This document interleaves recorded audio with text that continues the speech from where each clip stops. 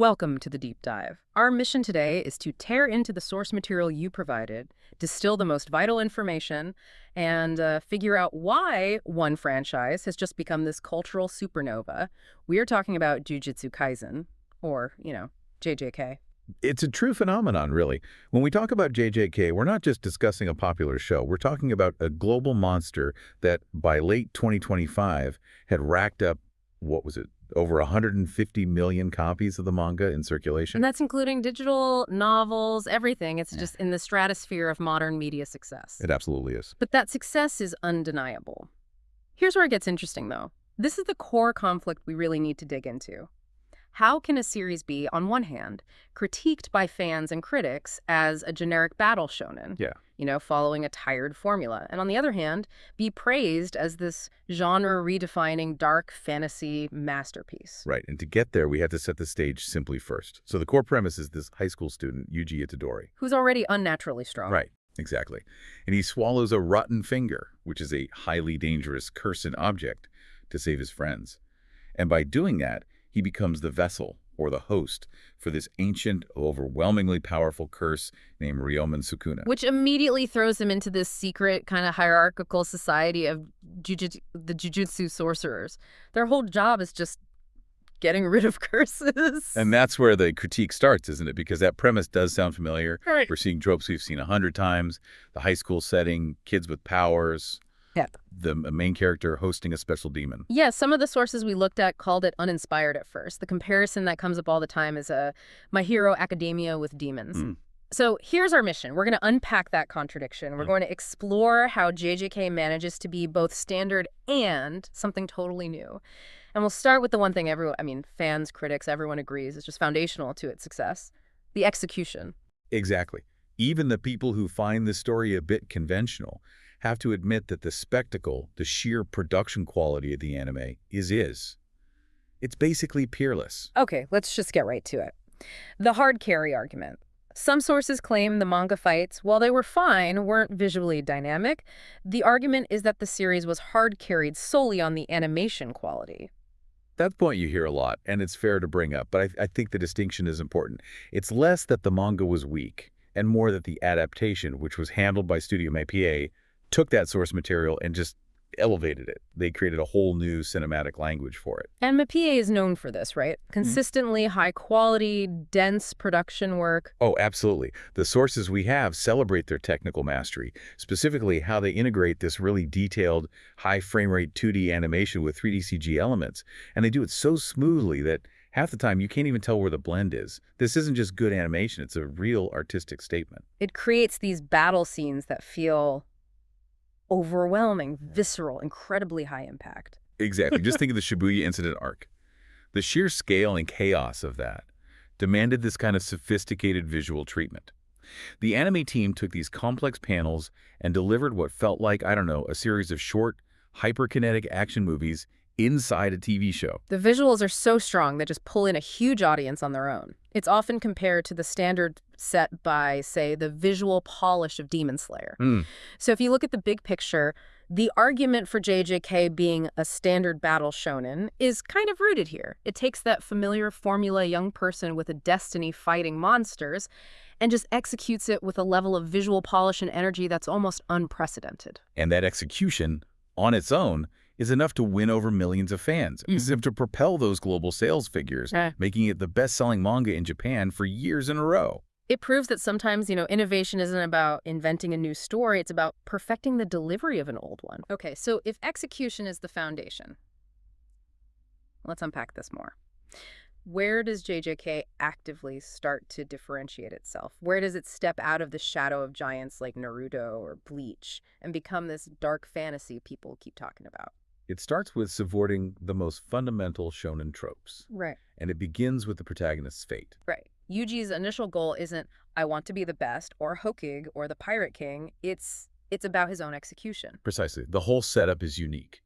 Yuji's main task is to live just long enough to complete a task, then die. His death sentence is only postponed until he eats all 20 of Sukuna's fingers. His entire narrative goal is managing a death sentence. That changes the stakes completely from the get-go. And that demon inside trope is just flipped on its head. In other shonen, the inner demon, eventually becomes a friend or at least a tool you can use for power.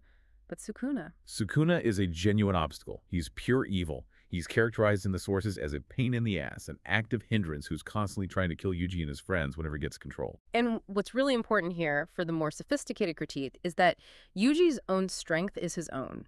He's this hyper-moral person, driven by that promise to his grandfather to make sure people die a proper death, yet he's forced to kill curses and humans. He's not defined by Sukuna's power at all. You see that difference in how he reacts to violence. He's described as the type who will kill when he has to, but will always reflect upon it. Yeah. He doesn't have that standard, rigid, I'll never kill attitude of a lot of shonen protagonists. Yeah. That realism in confronting violence is. Yeah. It's really compelling. And that commitment to realism, it just runs through the whole plot. JJK is praised over and over for having what sources call no plot armor at all, like zero. Right. It brutally commits to consequences. It's constantly injuring, maiming, and just straight up killing major characters. This is a huge factor for the tension. I mean, think about all the fan debates over characters in other franchises. Did Levi survive that explosion in Attack on Titan because of plot armor?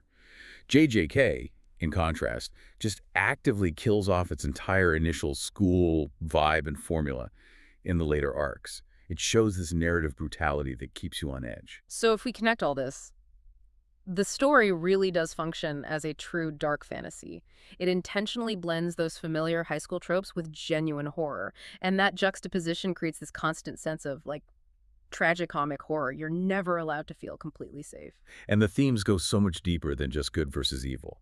You're looking at things like the clash of traditional and progressive values within the super conservative Jujutsu society. Right, the hierarchy. And this is where that theme of good intentions leading to a big price becomes so powerful. I mean, look at Suguru Geto's entire journey. He starts as this brilliant, kind student who just becomes morally exhausted by the cycle of protecting humanity, and it leads him down this totally destructive path. His arc is cited as being more emotionally complex than many entire shonen stories. Because it shows how that great responsibility can just completely shatter a person's moral compass. Speaking of characters, let's pivot for a second.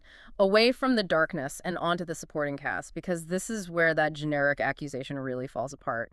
If the protagonist is defined by moral conflict, the ensemble is defined by just glorious, unforgettable weirdness. Absolutely. Yeah. The cast is intentionally unconventional. It shows that the author, Teisuke Kutami, is willing to throw their own logic out the window to make these personalities pop. You've got Panda, the cheerful senior, and we have to clarify for anyone just tuning in, he is not a real panda. No. He's an abrupt, mutated, cursed corpse, and the fact that he's so upbeat about it makes him instantly memorable. And then there's Tuji Inumaki, a sorcerer whose power, his cursed speech, is so destructive he can literally kill people by just telling them to stop. So to prevent mass accidental destruction, he can only speak in onigiri fillings. Like kombu or salmon. It's such a brilliant, specific detail. It is. And you can't forget the character who became globally relatable, Kento Nanami, the former salaryman. Oh, Nanami. He hates overtime, and his power literally increases when he's off the clock. It's the most wonderfully relatable detail for anyone struggling with work-life balance. But the undisputed king of charisma, the one who's often cited as the main reason for the show's breakout popularity, is Gojo Satoru. The strongest sorcerer, the white-haired sensei with the blindfold. He moves past any comparisons to old mentor figures so quickly because he's defined by just overwhelming power, undeniable charisma, and this unique aesthetic. He's the definition of OP and has swag. He has that dual nature, too. He's playful and almost innocent with his students, but then he's absolutely cold and ruthless to his enemies. A true force of nature. It's even noted that the anime's director interpreted the Gojo Geto flashback arc, Hidden Inventory, as a kind of youth idol movie. They specifically emphasized their visual appeal and the intense emotional contrast before their tragic split. That kind of intentional characterization, giving them depth and style, is why so many critics argue the character writing is the real magnetic center of the whole show.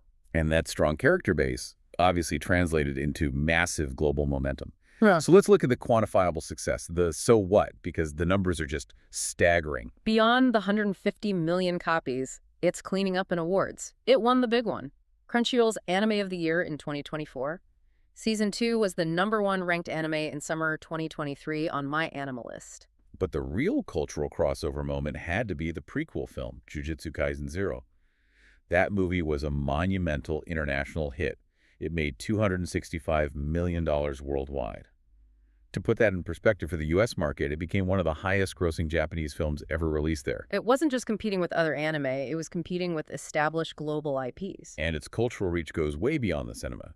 We saw the series cross into mainstream marketing with these really unique collaborations, like the limited edition McDonald's special grade garlic sauce, an exclusive app-only item with 8 different characters on the lid.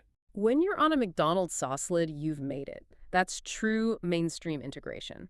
And they've been integrated into huge global games like Fortnite and PUBG Mobile. The characters are becoming recognizable even to people who don't watch anime.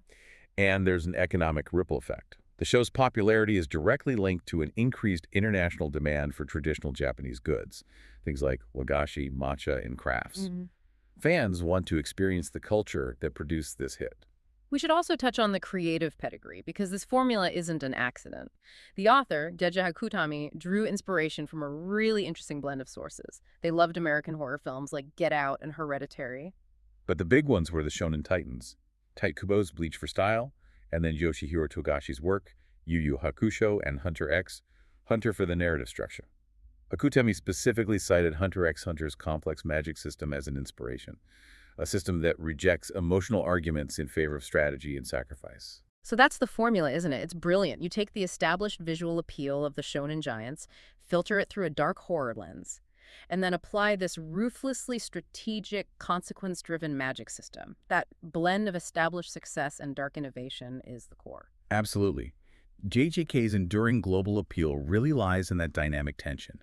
It delivers the visually explosive battles you expect from a shonen, driven by that top-tier animation. But at the same time, it subverts the genre's safety nets, the lack of plot armor, the true evil of the inner demon, and injects these really sophisticated dark fantasy themes. It somehow manages to satisfy that itch for kinetic action while delivering a truly adult narrative about moral compromise. Which brings us all the way back to the central emotional driver of the whole series.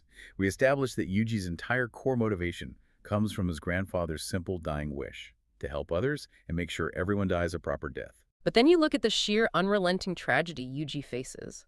The crushing of Megumi's will, the death of his mentor Nanami, and the fact that he is still postponing his own execution. The series is brutal, it's complex, and it's dark. That pure, singular desire for a proper death, in the face of all that chaos, is what grounds all that complexity. So here is our final provocative thought for you to consider. Does that pure, emotional simplicity of Yuji's mission to ensure a proper, meaningful death act as the necessary emotional ballast? The thing that allows the entire complicated, dark, and brutal narrative of Jujutsu Kaisen to stay afloat and resonate with a massive global audience?